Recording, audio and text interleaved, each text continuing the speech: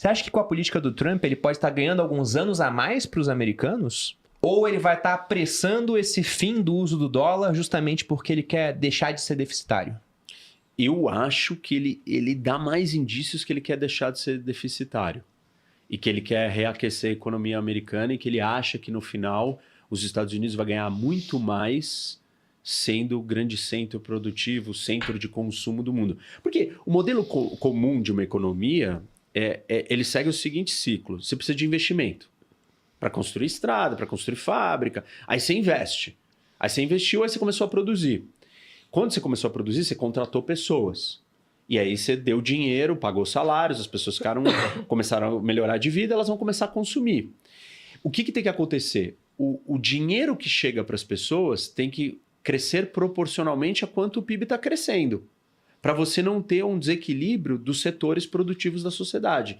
Para que a parcela do PIB não seja maior para o setor produtivo ao invés do consumidor. E a economia do mundo, a maior parte da economia do mundo gira no consumo. A economia americana, 80% do PIB é consumo. A chinesa, esse número é muito baixo.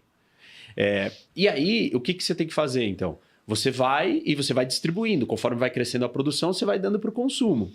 O que a China não está fazendo é isso, o que a Alemanha não fez é isso. E você vai criando essa situação de desequilíbrio. Se você puder ir crescendo os dois, é maravilhoso. Você vai produzindo e vai consumindo, produzindo e consumindo. Talvez o Trump entenda que os Estados Unidos, por ele ter uma capacidade industrial tão grande e ser uma economia tão rica e com volume de gente lá dentro, e tá acostumado a ter experimentado desses modelos os dois, ele no final das contas pode ser um país muito mais competitivo que todo o resto. Acho que faz sentido, mas assim, você vai ter os outros problemas que a gente falou. O que você faz sem o dólar? Independente de para quem que isso é bom dentro dos Estados Unidos ou ruim, o que acontece com a economia do mundo? Eu acho que tem muitas suposições que o Trump está levando que ele não está medindo o grau do estrago que isso pode causar. E aí, sobre a tese do Dalio, eu não sei se os Estados Unidos estão só estendendo a sua sobrevivência, porque o Dalio não leva em consideração o colapso da potência em ascensão.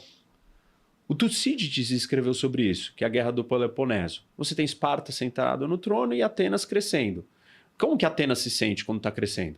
Confiante, forte e querendo exigir os seus direitos de falar, eu quero mandar no mundo. E Esparta? Assustada, com medo, incomodada que está vindo um rival crescente.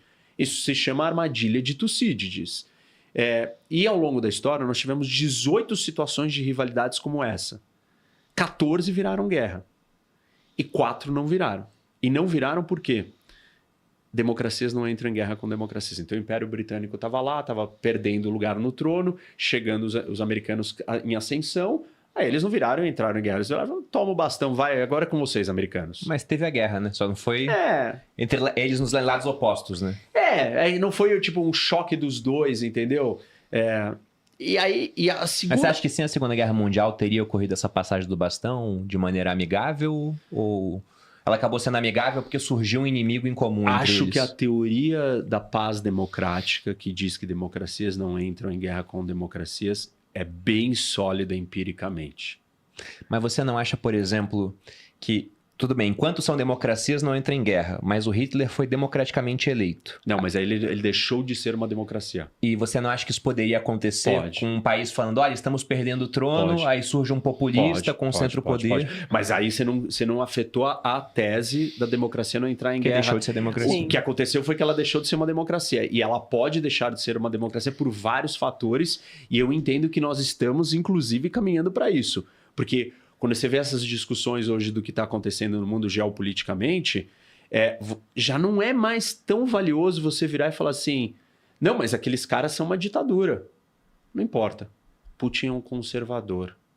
O Putin valoriza a religião e a família. O cara odeia mais o europeu, que ele chama de woke, do que ele tem um problema com a ditadura russa. Ou seja, nós não estamos mais olhando por as divisões do mundo em grupos de democracia versus ditadura. Nós estamos olhando para outros agregadores. E está me parecendo que são os ideológicos. Não da direita e esquerda que a gente conheceu, que era livre mercado, capitalismo e democracia versus ditadura, comunismo e economia centralizada, né, na Guerra Fria. Hoje é conservadorismo contra o wokeismo. Você foi taxado de woke, então, assim, não importa se é ditadura, democracia, sanguinário, o que for. Você não é da minha turma. Se você é conservador, aí sim. Mas, assim, voltando para aquele ponto, né, que você falou, que eu estava falando da armadilha de Tucídides, a segunda situação onde a gente não teve guerra foi na Guerra Fria, onde um dos lados colapsou. E na tese do Dallio, ele só diz que a potência que está no trono vai colapsar.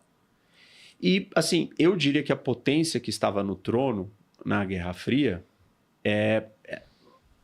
pau a pau, mas eu diria que eram os Estados Unidos. E quem colapsou não foram os americanos, foram os soviéticos, a potência em ascensão. E por que a China não pode colapsar? E eu acho que esse é um dos problemas da tese dele. Porque os problemas estruturais econômicos chineses, eles são muito mais graves que os americanos. O problema americano tá bom, eu vou entregar o domínio da moeda internacional para simplesmente bombar de crescer. O problema chinês não, eu tenho que alterar a estrutura da economia, quebrar o sistema político, romper e vencer todos os interesses enraizados daqueles que se beneficiam dessa estrutura de poder. Assim, você mexe com coisas muito profundas que nenhum país conseguiu fazer isso sem um grande colapso. Dei o exemplo do Japão. O Japão está conseguindo, mas com estagnação, deflação, com uma total apatia. Se acontecer isso com a China, no melhor dos cenários, a China deixa de ser essa potência que vai assumir o lugar dos Estados Unidos. Eu não acho tão simples, mas eu acho perigoso, talvez mais perigoso, o que você descreveu. O problema vindo de dentro do colapso da percepção da realidade, mundo pós-verdade, não existem fatos. Eu estou totalmente conduzido pelas minhas emoções de adoração e idolatria ao meu líder de estimação, que é um negócio assim louco e hoje eu consigo entender, né? Por que quando o Lula fala que o Zelensky causou a guerra da Ucrânia, toda a direita brasileira xinga o Lula e acha absurdo?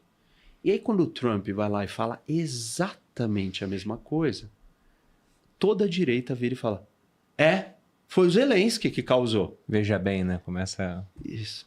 Por que isso? Isso é interessante mesmo. E é muito legal isso, que é um fenômeno que se chama polarização afetiva. Você tem a polarização ideológica, que ela é baseada em posição política. Você é a favor de um Estado grande. Cara, eu não gosto disso. Eu não voto em você. Você passa a ser a favor de um Estado pequeno, eu começo a gostar de você. Então, a sua posição, ela tem um valor para mim. O que você acredita é o que tem um valor. Na política afetiva, não é o que você fala, não é o que você acredita, é quem fala. Uhum. Como a política virou identitária, baseada em identidade, e identidade não é racional, não é razão. Eu me conecto com você de alguma coisa. Então, eu projeto que eu sou o Lula. Se o Lula falou qualquer coisa, sou eu falando, então ele está certo. Mas não importa se o Trump falou a mesma coisa. Eu não sou o Trump. Tudo que ele fala, eu discordo. Mas tudo que o Lula fala, eu concordo. E vice-versa. Então, essa é a loucura. Não importa qual a frase do Lula ou do Trump. A única coisa que importa é quem disse. E isso, para mim, é uma total ruptura e falência da razão e da cognição humana. Você virou um animal emotivo completamente desfigurado e incapaz de entender a realidade, os fatos, posições, razão, raciocínio. Não existe nada, só existe a emoção instintiva. O Bruno falou, eu não concordo. A Malu falou, Eu concordo. É sua paixão. Isso.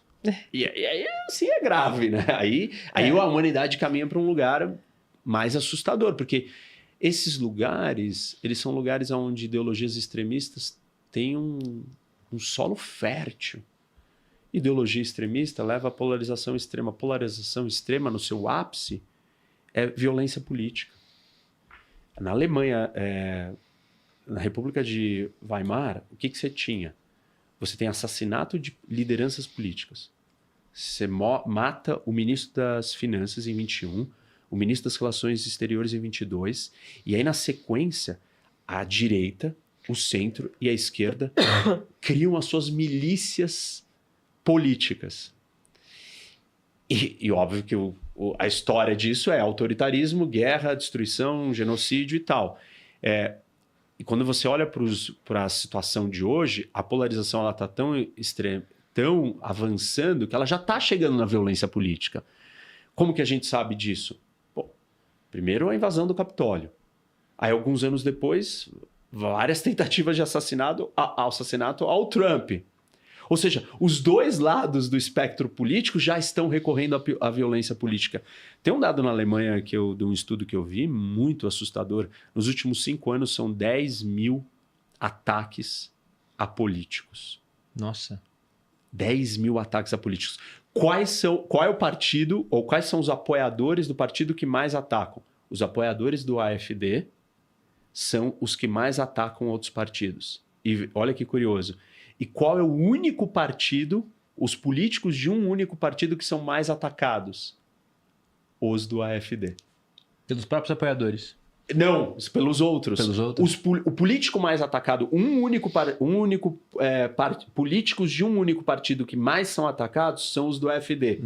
Mas os apoiadores que mais atacam outros políticos são do AfD. Entendi. Ou seja, os dois lados já começaram a usar a violência política. Quase como ação e reação, né? Um lado tá fazendo, o outro faz também. Isso.